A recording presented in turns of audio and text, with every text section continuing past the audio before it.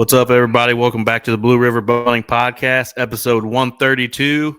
Good luck to everybody out there hunting this week. I know the kiddos in Indiana got a good jump on it this past weekend. I saw a lot of deer go down in other states with the bow hunting league and all that good stuff. But I also want to announce an official sponsor of the podcast and our YouTube channel, Local 18 out of Indianapolis, Heat and Frost Insulators. Big props for them for backing us for this season and going forward. So we're happy to announce that. And this week's co-host, I guess you would say, Adam. It's been a hot minute since you've been behind a mic down here. It's been a little while. Might scoot that up just a little bit. You can hear just fine, but yeah. We're having some audio issues with our stuff. Sorry about that. But so I wanted to have Adam on this week. He was fortunate enough to be able to take a youth hunter this weekend in Indiana. Pretty cool story with the whole thing. So kind of line it up because it's going to be a pretty big episode for us hunt-wise on our YouTube within the next few weeks or so. We're going to try to take our time with it, do it upright, but kind of lay the backstory of it a little bit. Yeah, so I guess we just wrapped up the youth weekend, but going back, a few months ago that I met my cousin's boy, Hans. I actually just sat at the table with him. It was my niece's birthday or maybe Thanksgiving. I think it was Thanksgiving. It was Thanksgiving, so it's been almost a year ago. Sit down on the table with him at Thanksgiving and never really talked to the kid before. And me and him hit it off right off the bat. And we started talking about hunting and stuff. And he said he'd never been. That's awesome. And the lights went off in my head. We're going to make this happen. And his mom wasn't there. So he was with his grandma. But he went home and talked to his mom about it. He's lived in Idaho for a long time. Just moved back to Indiana. I think he was saying they've been here for like a year now. Something like that. But, so me and him hit it off, and this kid's got a heart of gold. So it was pretty cool just to talk to him and then find out that he's never been hunting and had the desire to do it. So we made it happen. We set up some plans. What did he come about 2 weeks ago? 2 weeks ago, he came in and shot a couple different weapons, 243 crossbow. I think that was it, but he had a blast doing it. Like he said, the kid's got a heart of gold. I was even thinking, like a title for the episode that's going to come out, but like a heart of a lion or something like that. Like the kid's unreal. Which with a little bit of the backstory on Hans, he was born with part of his spine shown. If I'm correct, I can't remember the exact terminology for that, but basically he doesn't have any feeling from his hips down. So walking, he has braces on his legs. Walking and everyday tasks are very, very difficult for him, but you couldn't tell it if you met him besides seeing him walk. But the kid is unreal. I mean, I've never seen a kid. I went with you guys Saturday afternoon, and he was determined to get one. I know that there wasn't no turning him down. Everything was positive. Yeah, for sure. It was 87 degrees Saturday afternoon after I got home from work. Yeah. He was ready to be in the stand at 2:00. Yeah, he was ready to go. He came to my room a few times. I said, "Are we ready to go yet? We're ready to go yet?" That was the afternoon. And I told him, we need to be patient. They don't move till late this time of the year. And he said he didn't care. Let's go sit outside. and I've taken quite a few kids in youth season. He was the first kid that didn't have electronics on him. He did not have a phone, tablet. I bet that was different. Oh, it was. I might need to try that a few times this year.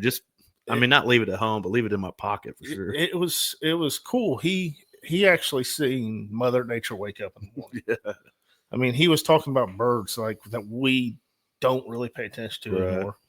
A woodpecker. That was the big story of opening morning. We couldn't figure out where he was at. We heard him in a few different locations, and he couldn't see him, never seen him. But it was just he enjoyed every minute of it. And didn't see a deer the first morning, but you would have sworn he'd seen 100. Yeah. He was still happy about it. Yeah, and the whole thing's cool. We're gonna have to start calling you like the youth hunt master or something. It seems like everybody that goes with you youth weekend always gets one, or at least a shot at one, anyways. And I forget what you asked, but you asked me something, and it dawned on me. a stat that it was like, oh shoot, that's probably something to be the most proud of I have when it comes to hunting. Was I 6 think for I've 6 taken or something. 6 kids to get their first deer. That's awesome. So it's really cool stat. Yeah, and we've talked to him about seems like he's gung ho on this turkey. He got the deer thing done, so he's ready to come back. He's ready to hunt again. Yeah. But turkeys, he's all about wanting to go turkey hunting now, which is awesome. Hopefully we'll be able to take him. That'd be cool. Yeah. So I guess I'll back up a little bit. I did pick him up. Met him halfway at Friday and picked him up. He went with me then. He stayed the weekend with me, but Friday my oldest boy had a football game, so we went to it. And man, it was his first high school football game he went to. He's homeschooled, but just it was cool just to listen to him. That was probably a little bit of a culture shock to him. It was, but if you guys, when you see the video, it comes out.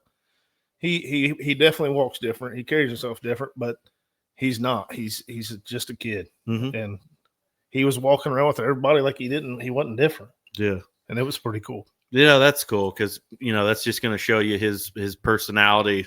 A lot of people, I wouldn't say a lot of people, but I'd say if something like that happens to most people, they're always down on themselves or just kind of going through the motions of life. This kid is not going through any motions. This kid's making his own motions. Yep. That's pretty cool to see from an outsider. I didn't get to spend as much time with you guys this weekend as I'd like, but that's part of life too, getting a little extra cash before deer season starts. But all right, so Saturday, Saturday you went. So Saturday morning we got up, went, and I said like no cell phone, nothing, and he enjoyed all of it. Didn't see nothing. It was first time. It was cool. We gave him 3 different experiences. Now that I look back at it, he got to hang out or set out of a ladder stand. He climbed up in it. He did fine in it. I had him in a safety harness and everything. I mean, he didn't want to move much. He tried standing up a little bit one time. That's probably a little scary for him. Yeah, he didn't want to do that, so he sat back down. But then that was the Saturday morning, so he hunted out of a ladder stand. It was probably about 8-10 feet up. Yeah, it wasn't nothing crazy. Then Saturday evening, we did a little ground blind, like some hay bales. Yeah, some hay bales and stuff. So he got to experience that. Then Sunday morning, we hunted out of a hut. So that's when he got it done, was out of the hut. And it was pretty cool. Like I said, he was positive all weekend. We're going to see a deer. We're going to see a deer. We're going to this next place. We're going to see a deer. He was just positive. And damn, he started making me believe him. Like, yeah, we're going to see a big one today, boy. So it was cool. So Sunday morning, we get in the hut. Actually, me and him went and got breakfast in the morning. We went to McDonald's and got breakfast, drove around the block, wanted to give it some more time to get daylight because I didn't want to have him in the stand way too early. Yeah. I mean, it's something that we should be doing. But as a kid, you don't want to keep him in there in a stand that long. Yeah. It's wasted hunting time. So I've always tried getting the kid in there, 10, 15 minutes for, so they're not just getting sleepy. They're staying into it. Because he didn't have a phone to play on for a little bit. He'd been staring in the dark, as I'm sitting on my phone. But that's, so it got daylight about 7:30. He's looking out the window, and we call it the spawning deer because that deer spawn. What do you call it? Spawn? Respawn. Yeah. Like Call of Duty characters or something. And this hut, I have it. It's it's along 70. It faces 70. There's 70, 80 yards of land between the hut and the fence, so it's a pinch point. But it's a big hill, so I'm not shooting into 70. Yeah. But there's only about 20 yards of woods, so like the deer have to come in front of us. And I'm on my phone, and I'm looking up every 30, 40 seconds. Don't see nothing but head back in my phone. And he's just looking out the window, enjoying it, talking to me, telling me he hears sticks break and thinks there's one over there. I mean, it was cool. It took me back to when I was a kid. And he was telling me there's a deer right there. And I was like, Hans, that's just the morning that everything looks like deer. Oh, like, for sure. We've all seen them. I've been fooled a few times. Yeah. And so at 7:30, I looked up, and he's looking out the window. And there's a doe that's probably 25 yards in front of us, and they ain't a woods. There ain't nothing around. It's just pasture. That's why I'm like, where the heck did this thing? I just looked 30 seconds ago. So it looked like dang thing spawned in, but I saw almost like God placed him there for him. Yeah, that's cool. And so I grab Hans, and instantly I feel him shaking. Like I feel the vibration in his arm, and I'm like, don't move. This thing's walking right toward us looking at us. So he slowly grabs the gun. He gets it up. And at the time, I didn't have the camera. I didn't have the camera on the bipod because I couldn't couldn't film through the glass. Yeah, it was just too dirty. So I had to film through a little angle of an opening. And so I'm freehanding. I'm on the deer. And I look over and Hans don't have the butt of the gun on his shoulder. And I was like, uh-oh. That could hurt. So I'm trying to help him do that and film at the same time. It was more important for him to get the deer aside film it. But I just wanted to be able to tell his story. Yeah, for sure. So we end up getting him situated. It took a minute. And as soon as he seen the deer, he was, oh my God, oh my God, oh my God. And I'm having to tell him, hey, quiet. You know, he was getting so excited, he was getting louder. And he ended up getting on it, but I thought he was going to shoot the thing with his left hand first because of the way it was situated. But he grabs the chair, and when he goes to scoot it forward, it made a noise, and I was like, game over. But the deer just looked at us for a second. I seen it shake its tail, so I knew he was going to take a few steps, or she was going to take a few steps. And he says, man, I can still hear him. He says, I'm on her. And I was like, uh-oh, I got to get the camera on her quick. And he actually, we didn't talk about it. We didn't rehearse nothing, but I hear him go 3, 2. And I was like, I wonder if that's in the video. It will be. It have to be. It will be. And you hear him count it down, and he shoots, and instantly he just erupts. Oh, yeah. And and I'm like, did you hit her? And he said, I was on her. And he was confident in it, but I mean, you can't really tell, you know, with the 243. So it was hard for me to tell, but he swore up and down he was on it. And he actually stood up and fell back down a few times and was wanting to go get her. And I'm like, look, we got to be patient. But I turned into a little kid with him, and I was like, well, let's go look for it. But he kept, I bet he repeated, I can't stop shaking about 50 times. I can't stop shaking. I can't stop shaking. He did, and he couldn't. But when we got down, I think I may have filmed him, but it made my day because he said, that's the best day of my life, is what he said. That's awesome, man. So it was pretty cool. It really was. But the part that kind of sucked was Hans can't really pick up his feet that well to walk. I mean, he fell multiple times during this. So to blood trail, he couldn't really go in the woods. So yeah, I've had him go back to my mom's house. He stayed with Cam, my youngest boy. And me and Randy and my oldest boy went and tried finding him. And it sucked because Hans couldn't blood trail him, you know. So we ended up getting the deer. It took us a while to find it. It actually jumped the fence and was along 70, the interstate. And I've never had a deer out of hunting that place for over 30 plus years. And it was the first deer to jump the fence line. It died around the other side of the fence. And Randy seen it actually when he was giving up and walking back. And that's when he found it. So we had to drag that thing a couple hundred yards. But got it out and then was able to call Cam and Hans, and Hans came out, and then that's when the party began.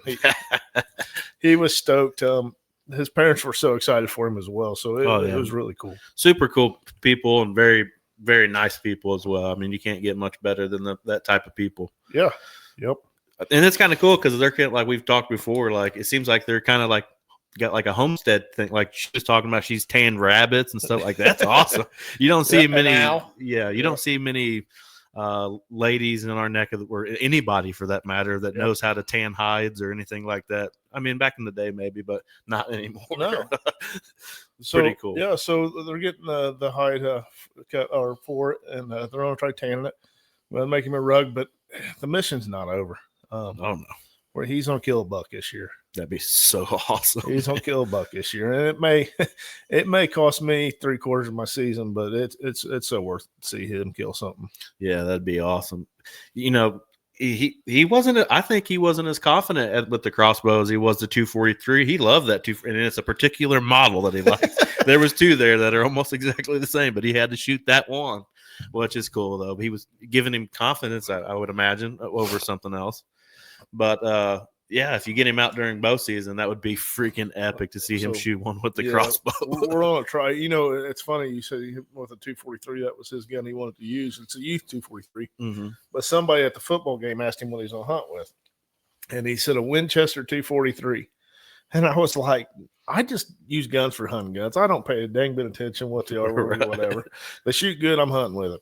Well, I was like, I guess I own a Winchester 243 because he taught me. he knew what that gun was, and I just knew it was a 243, youth 243. So it was pretty cool that he paid that much attention to everything he was doing. No, that's super cool, and the whole story is cool.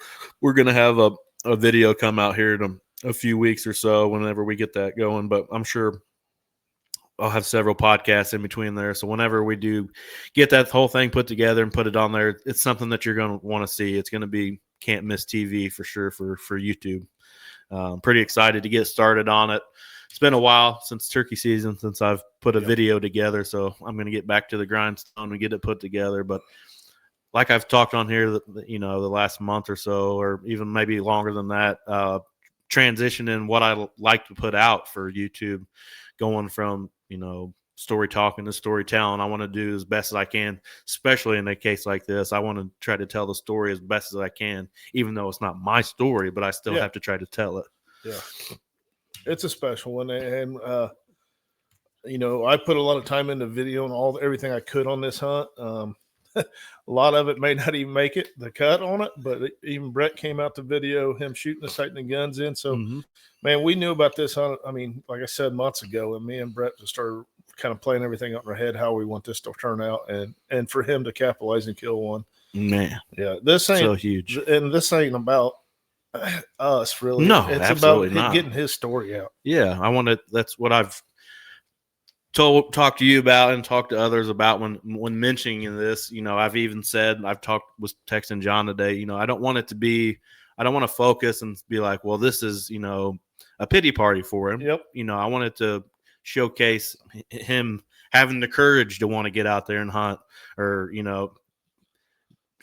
such a I don't even know how to put the words in, like such a hard thing to overcome. It's overcoming. Yeah. And him for him to overcome that and do that, it's an incredible story all the way around. Yeah. It's just, I don't know. The video is going to be really, really cool. Sure.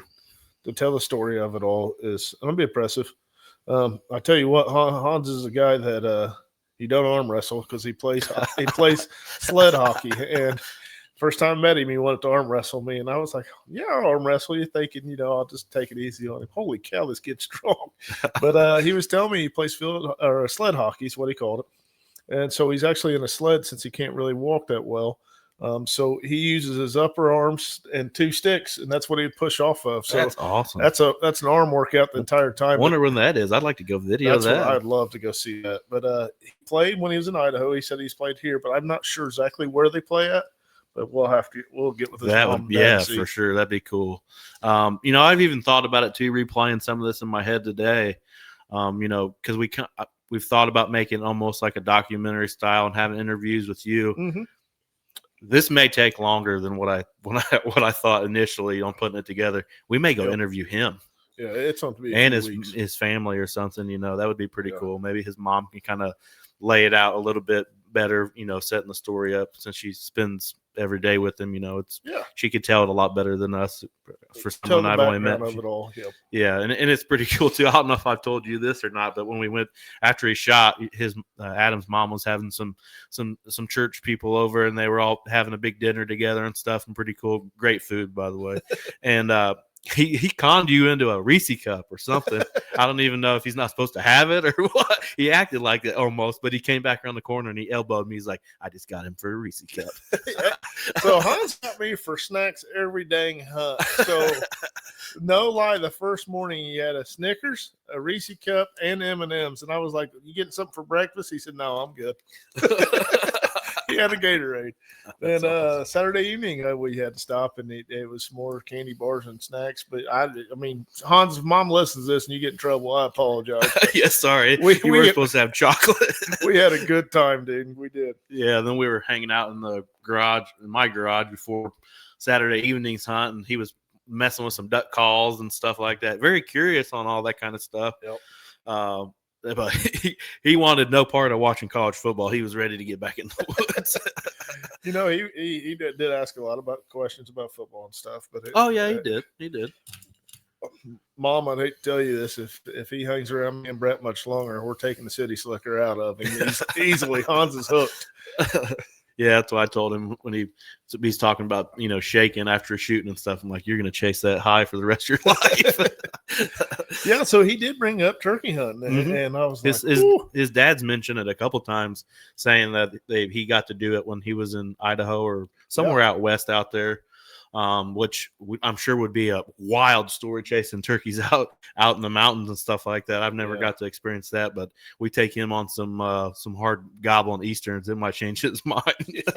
So what we'll have to do is actually get Ladd, that's his dad's name, come and do the youth hunt with Hans and us four get after him and experience it, and then it would be cool to have him. Oh man. He thinks deer hunting's fun. Wait till he gets a turkey to blow up at 20 yards from him. He'd really be shaking. Yeah. And he said, "Can I turkey hunt with the 243?" Like, we're gonna have to tone it down a little bit. But yeah, we'll get that 410 that we've been trying to get one. Yeah. Oh, I want one bad. Well, that's pretty cool. We just kind of wanted to showcase Hans's story and kind of set it up for our audience for going forward whenever we get to put all this stuff out. But it's definitely going to be one of the coolest things I've been a part of, as far as since we started all this and putting everything together. It's going to be pretty cool. 100%. But I'm going to also ask you a few questions of, kind of your plans for 2025. What do you got in store? Everything. I do it's going to be hectic this year for me. Dylan's a senior this year, so I can't miss any Friday night football games. So I'll be doing those as well. Then Cam's still playing football too, so that takes up, he plays once a week as well, so that takes up some time. But I got 2 goals this year. One goal is to take Dylan to Missouri. It'll be fun. Yeah, so we're going to get him his hunting license. This will be his senior gift.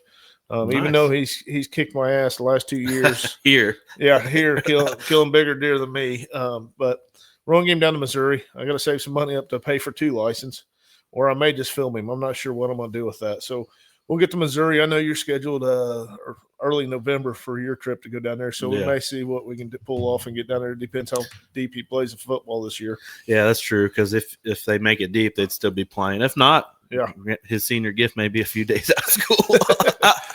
But so we're going to see.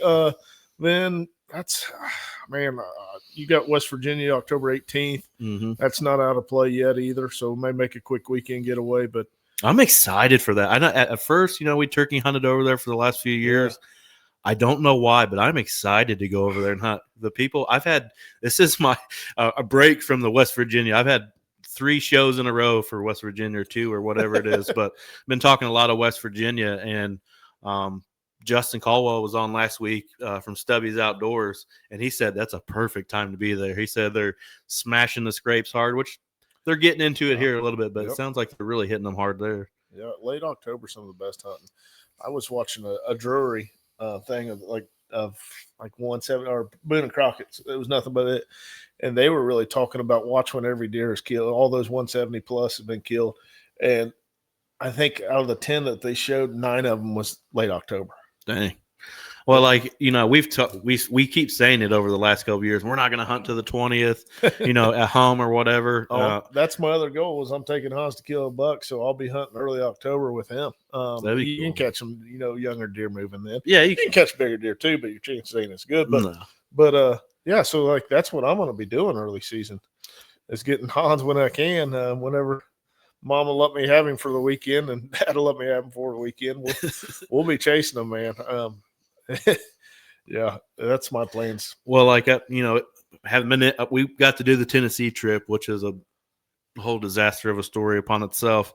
But I'm ready to get in a tree. Me and you didn't get to do the early Missouri trip or anything like that. So I'm excited to get in a tree, but I still may be pushing it back just a little bit. Like I may work again this weekend just to get a little bit more money, some cushion for when it starts getting good. And I don't know when my first hunt's gonna be. It opens up in 2 days here, Wednesday the 1st. Yep.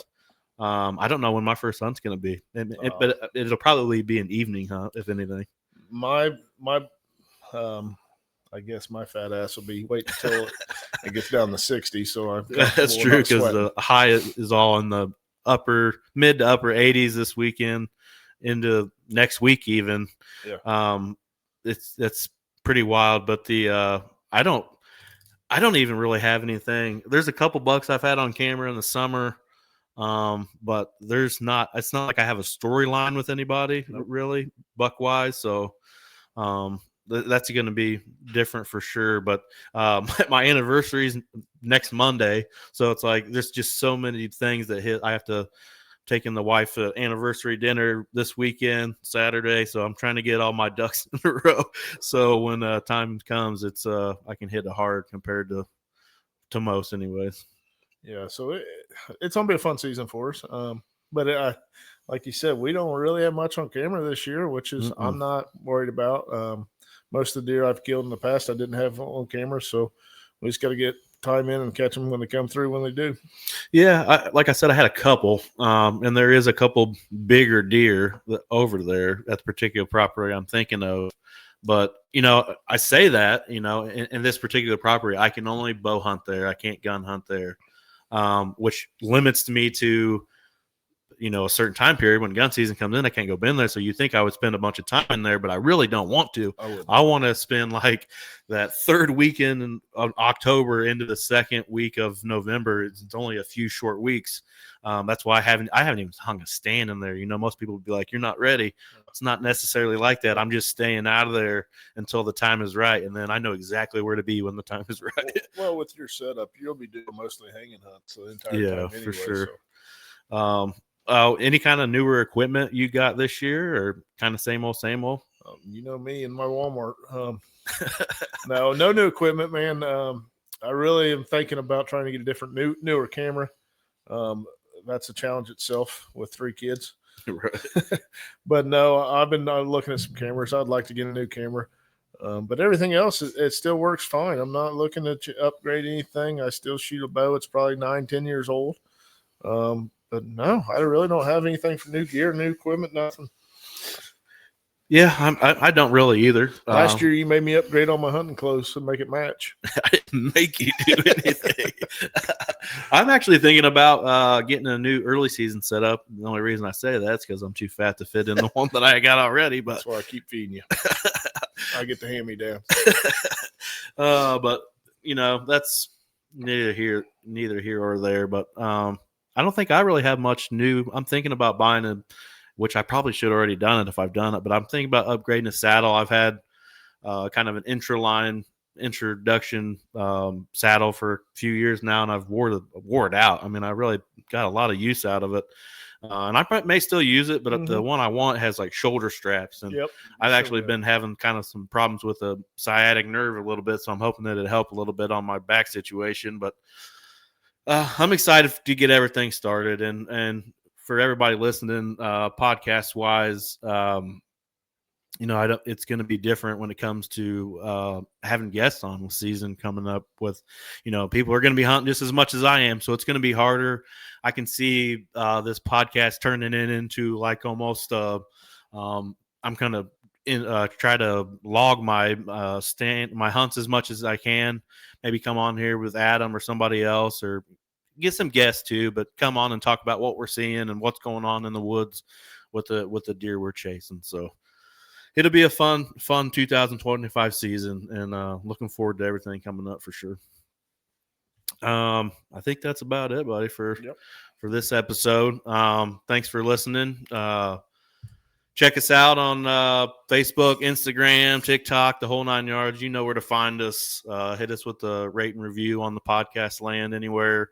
And if you're on YouTube, hit us with a like and subscribe. We really appreciate it. You'll be definitely want to see it hit that little bell in the corner, because we're going to have some really cool hunts coming up this year as far as video goes. I think maybe when I go to Missouri, if I can figure it out, I may try to put a video out every day of my hunt if it works out like that, almost like a rutcation vlog on our YouTube if I can play it out just right. But we'll see everybody here again next week for episode 133, and you guys have good luck this week. See ya.